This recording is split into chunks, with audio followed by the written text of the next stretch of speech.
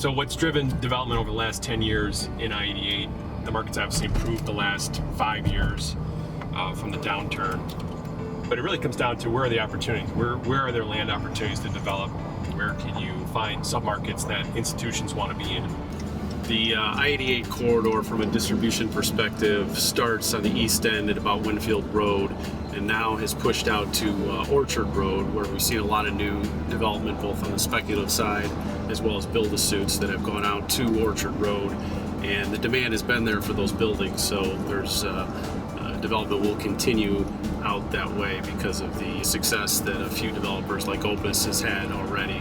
You know, the current vacancy rate is just under 5%. If you look at the availability rate, spaces that are being marketed right now that may have a tenant, short-term tenant in there, that's below 8%. So that is also driving development. One of the key advantages of this 88 corridor is that there's still available land that is close to the expressway. So unlike some of the other infill submarkets where there's very little land left, there are still several options out here where a company can get great exposure, good access, and be able to build the size building that they need. You've got two really different groups that are active out here.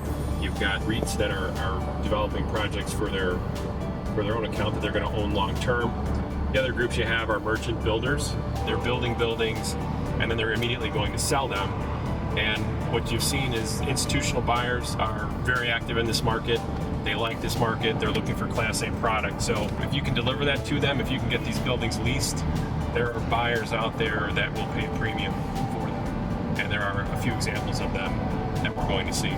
Right now we're at Liberty Property Trust spec building at 300 Mitchell in North Aurora. This is their most recent spec building that was built by Liberty, 429,000 square feet. There's 230,000 square feet available right now. Cross dock, 36-foot clear, a LEED certified building. This is state-of-the-art construction.